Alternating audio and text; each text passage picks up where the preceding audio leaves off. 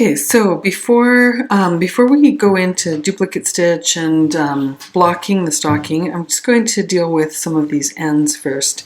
So turn your stocking inside out, and let's just see what we've got to work with here. There's always a few ends to deal with, especially if you've changed colors several times across the row. So you can see I've got a number of ends to weave in here. I'm going to take my new wool needle that I received in my package, and I'm going to use it first to deal with this top one right up here.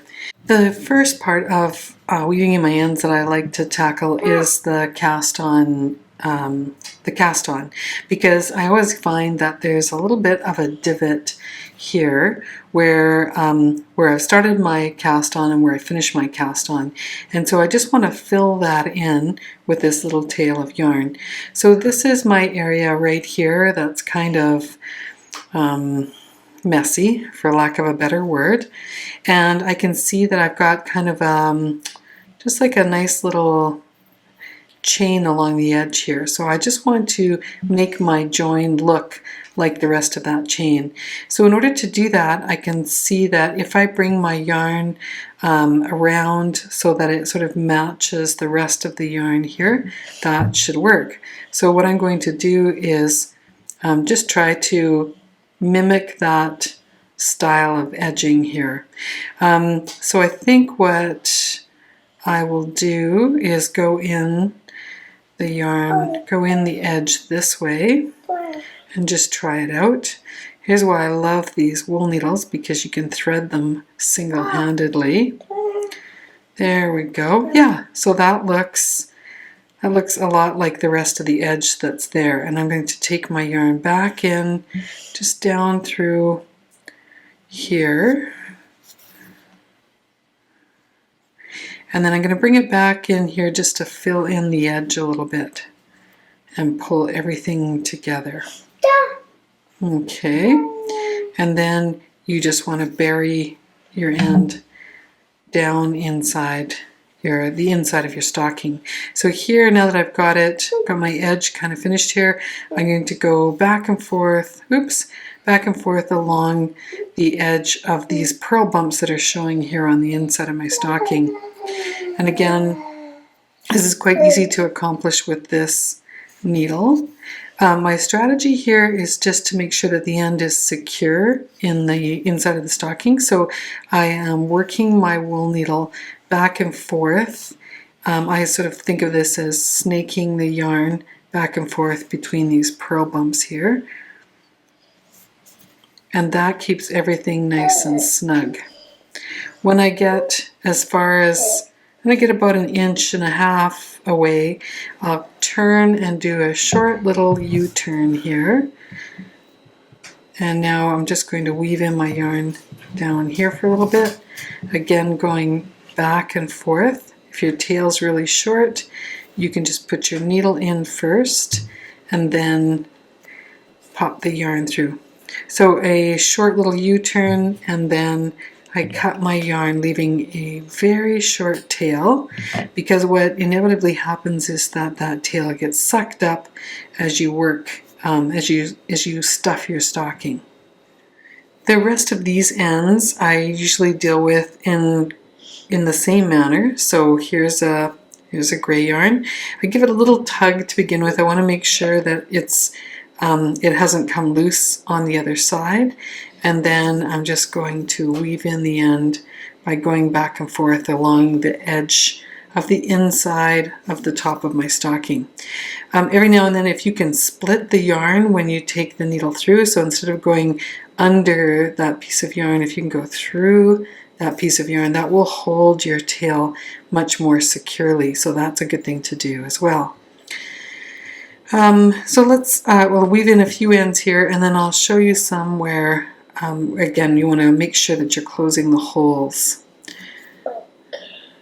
Okay.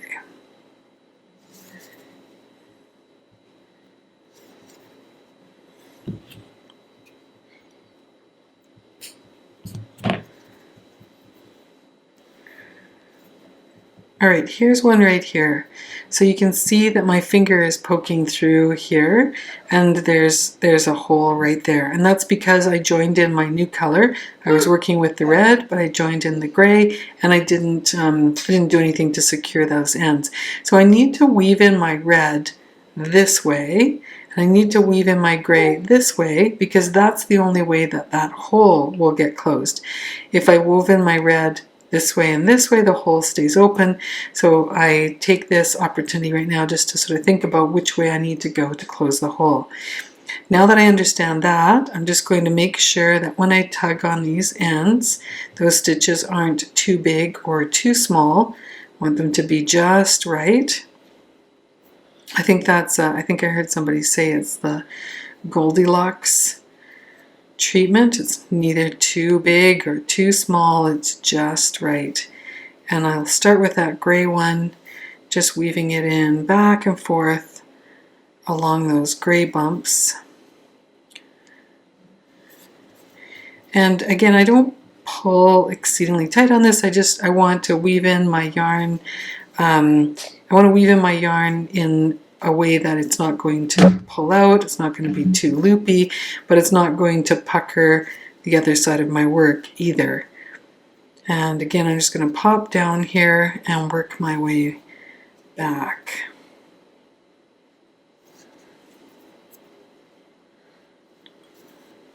Trim that end.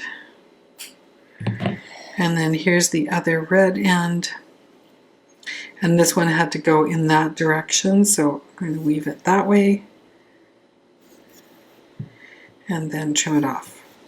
So we try to do a few things. One is try to weave in your yarn in such a way that it's not going in a straight line. So that will keep it from pulling out. So that's why I'm snaking my needle in a direction away from me and then a direction towards me. Try to put a little bend in your weave. That will help to make sure that it doesn't come off. And leave a little tail in there, because as you use your stocking, that tail will get sucked in. As well, when you wash your stocking, you'll find that those little ends will kind of felt to the inside of your stocking. And thirdly, what you try to do is work your tails in opposite directions so that they're not all piling up on top of each other. So I worked the gray tail to the right, the red tail to the left. I'm working this gray tail to the right, but I'm using a different channel up here, a different set of purl bumps to work it in so that my weaving in doesn't get to be too crowded. That's the word I'm looking for. All right. So we've got a few ends to weave in, and then I'm going to wash my stocking, and I'll show you that process as well. So obviously this end, you know how to weave that one in. Let's just deal with the heel, because sometimes you will end up with a little hole around the heel. So if I stick my finger back inside my stocking again, you can see right here, I've got a bit of a hole here where I joined my yarn in and started my heel. And that's a place where the heel is a little weak. The stitches are a little weak. Here's the tail that I wove in before I started my heel. So I could leave that. I think I'm just going to leave that where it is. It's woven in kind of an offset direction, and it seems to be doing okay. If I want to tighten it up, I can do that too. But I'm happy with it. I'm just going to leave it. This tail, however, I'm going to use to close this hole right here. So there's no, this isn't a case of just weaving in the yarn like this. That still leaves the appearance of a bit of a hole. So what I'm going to do is cinch up this hole and close it using my waist yarn here, my end yarn here. So I'm going to just trace a little circle around the hole. So I've taken my yarn through this leg of that white stitch, and now I'm going to take it through this leg of this white stitch, and maybe come through here through this white stitch, and no, that's leaving a new hole of its own, so hang on here, let me back that one up. Let's come through this gray stitch instead. Try that. Okay, so as I sort of tug on it there, it closes up that hole. And again, this doesn't have to be super tight. You just want it to fill in the hole on the underside and still have it look good on the right side. You can see this is my yarn from before when I anchored that green yarn on this side. So I am going to take it out and weave it in properly because it doesn't look very good the way it is here. So let me do that as well. Take this one out so you can see, just pick it back like that and weave it in properly. And by properly I mean now. I'll weave this end in along here and this end in along here, just going through those bumps, back and forth, back and forth, back, and then up a little bit and back down a couple of stitches. Okay, and again, I'll just tuck that tail into the nylon part of the needle. And then this one, same thing. I'm just going to work back and forth along here and pop that through here. Okay, just to anchor those stitches in place. Okay, let's weave in some ends and then we'll talk about washing your stocking and blocking it. Before I block this particular stocking, I'm going to deal with the hem. So I've turned my stocking inside out and I'm going to secure the hem down to the inside of the stocking. Now you can kind of see where I changed color here. There's a little bit of a transition in the color between the red and the gray, and I'm going to use that to help me sew this down because there should be one of these little bumps for every one of these. This is the cast on edge for this hem that I'm going to use. So I'll start, I always like to start at the edge where I left off or where I began at the beginning of the round. And I told you in the pattern, but I forgot to do myself, the option of leaving a nice long strand of yarn so you could sew this in later. So I thought what I would do is use a little bit of the green from the heel and the toe, and that way you can see what I'm doing clearly, more clearly than if I was using the red.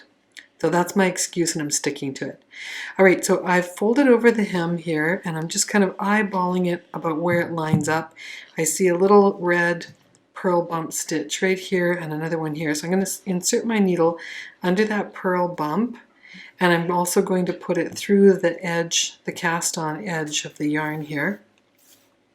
And I'm going to draw my green yarn through. And I'm just going to whip stitch it down. So what that means is that I'm just going to make a little edge on here. You'll see what it looks like. So here's the next purl bump, and here's the next edge of my stitch. So I'm going to draw that through. And again, you don't pull particularly tight. We're just sewing it down. It's not you don't want to make a visible line on the other side. Here's the next purl bump, and here's the next stitch on my stocking. And it doesn't matter which stitch you work into on your hem, you just try to be consistent. So if I picked this one on the row before, I'll continue to pick that one here. So you see that that looks like just a little slanted stitch there, so that's a whip stitch. And I'm going to continue sewing down my hem as I go around the stocking. So it's a 1 for 1, one in the purl bump, one in the edge of my hem. Not pulling too tight, not pulling too loose.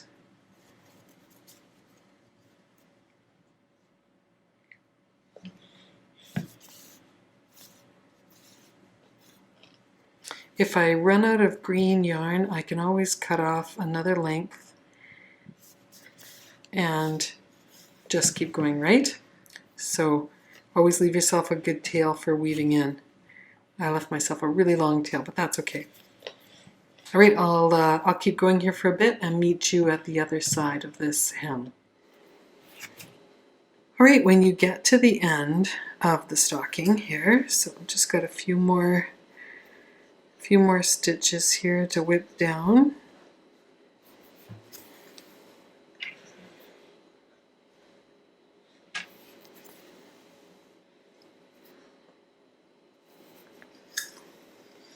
There, perfect. Okay, so when you get to the end of your stocking, so you can see that even though I used green yarn here, it's not showing up on the other side. So you can sew down your hem with any color yarn you like. But now we just need to weave in those ends. So again, this is the yarn that I was bringing in this direction. So I'm going to continue in this direction just for a little bit to deal with that end. And now I'll go back to my weaving back and forth just a little bit. Okay, there's about 3 stitches that I've done. And now I'm going to take this yarn and I'm going to use my needle to just put the end inside the edge of the stocking, inside the hem. So I've put it through here. My needle is inside the hem. And I'm just going to pull it tight like this and snip it right close to the fabric. And then pull on it and my tail disappears inside my stocking. So I'm going to do that with this green end and with this red end as well. So this one was this is the tail that I cast on with. So I'm just going to weave it back and forth through this knit stitch here, just to secure it. And now I'm going to take it, and with my needle I'm going to wiggle inside the hem. Here we go. It's not poking through on the other side. Cut this tail, put it into the inside, and one more tail to deal with, and then I've got the top of my stocking all secure. There we go. I got my buddy Hayden with me this morning. He's helping me with my videos, so you might hear him taking a lunch break in the back. What have you got for lunch, Hayden? Sandwich. Sandwiches. Cool, cool. Okay. Duplicate stitch is next, so turn your stocking right side out. And peppers too. Good job. Okay, time for a little duplicate stitch. I've got my nice little gray panel here, and I've got some of my gold yarn that I'm going to use to do duplicate stitch or embroider the word hoe on my stocking, or maybe 3 words, ho, ho, ho. But the first thing I want to do is make sure that I know where I'm embroidering. So I've folded my stocking in half. So I think what I'd like to have is ho, ho, ho across here 3 times. So I'm going to start with the first H. So again, I've got my stocking facing me so that the toe is down here, there's the heel, and I'm going to work with my first H right about here on my stocking, and then I'll work backwards from there. The H requires, let's see here, take a look at your chart, 1, 2, 3, 4, 5, 6, 7, 8 stitches across, and it's 1, 2, 3, 4, 5, 6, 7, 8, 9 stitches high. So if I look at my stocking here, I've got, I think, 14 rows, but let's just double check here.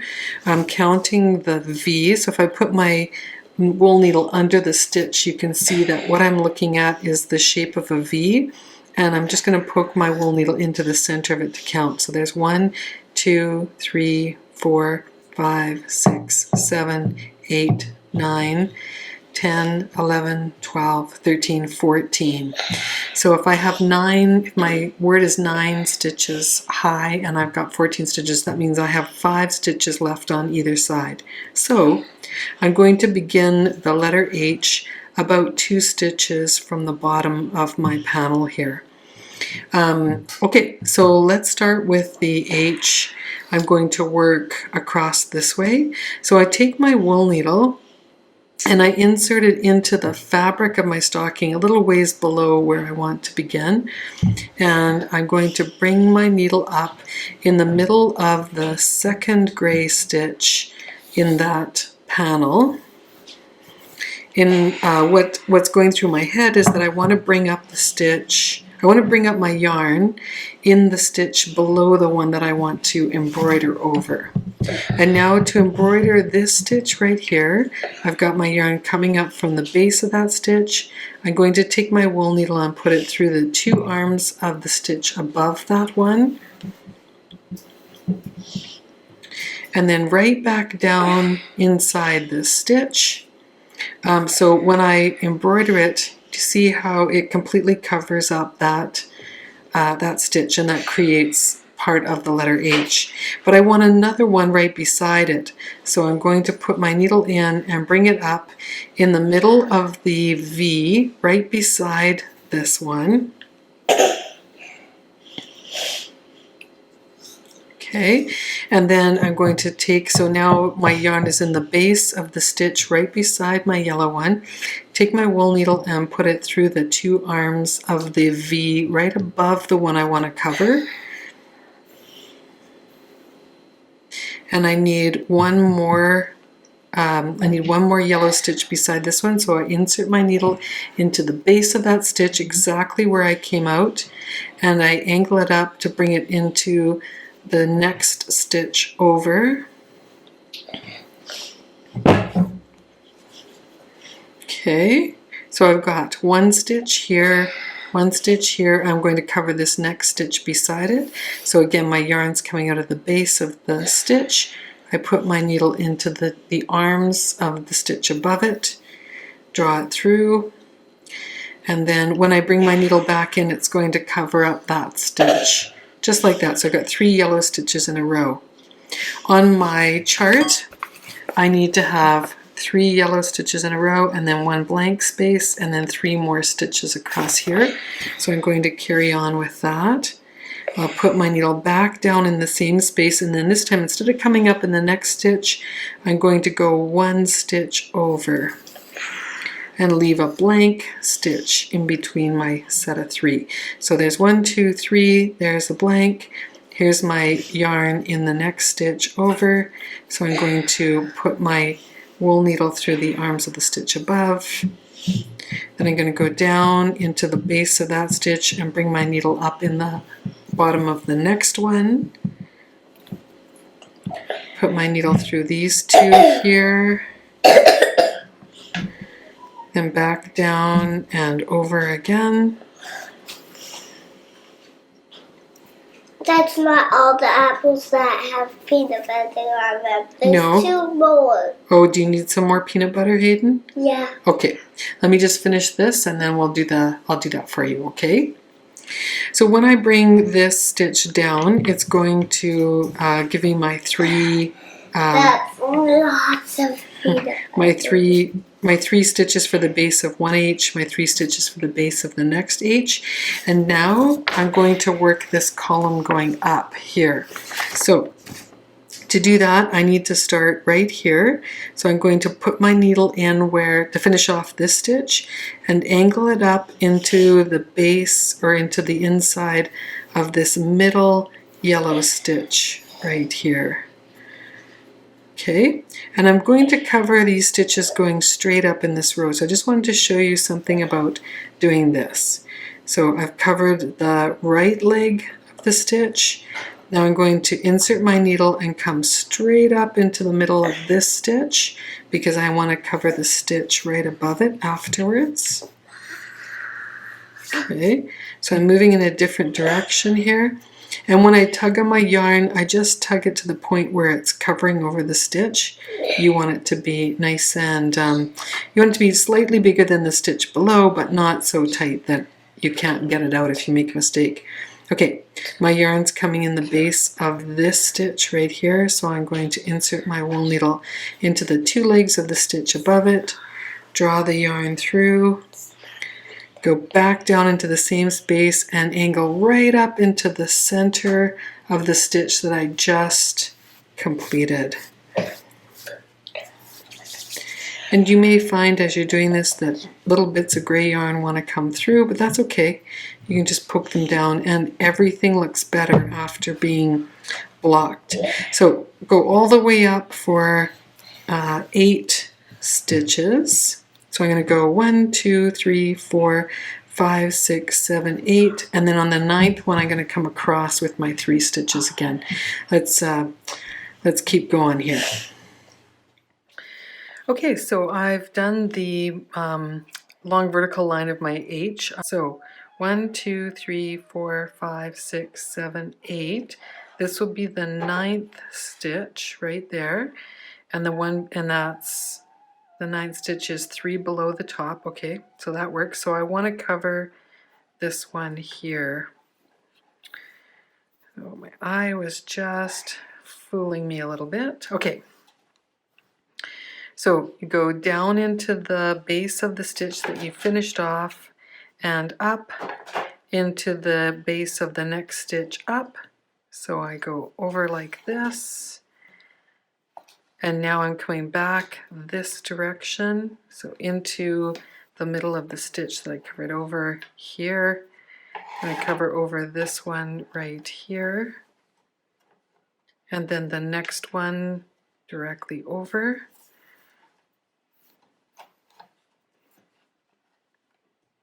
And this one here. Okay, and then I'm going to skip a stitch because we did that on the other side. Remember down here? And I'm going to carry on with the 3 stitches on this side. 1,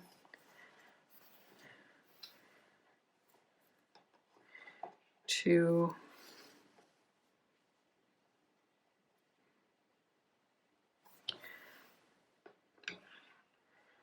3. And this time now, I'm going to create that down. I'm going to go down in the middle of my H. So I just wanted to show you what to do when you're going in the opposite direction. So putting my needle in here, and I'm angling it over to be under this middle stitch here. And so when you are duplicate stitching going down in this direction, you may find that if you go all the way under, you have a lot of stitches there. So if it works, you can do that. You can go under the gray stitch. Sometimes what I do is I just put my needle under the yellow stitch instead. And I find that this makes it not so thick. Okay, we're going down one bar to the heart of the next stitch. And again, I come through here and I just don't want to split that yarn, but I just want to take my needle underneath it, go through and back down again. Down 1 bar to the next stitch on the row below, up here through the 2 arms of the stitch that I just completed. And again, try not to split the yarn, because if you want to undo it, then it's really difficult. All right. So keep going down. We'll make the H, and then you can come across and do the bar in the middle. When you do that, you'll be coming from here to about the middle stitch here, so you will have a bit of a strand on the back side of your work. Don't worry about that. That's just fine. All right. Carry on. All right. So here's that last stitch on the H.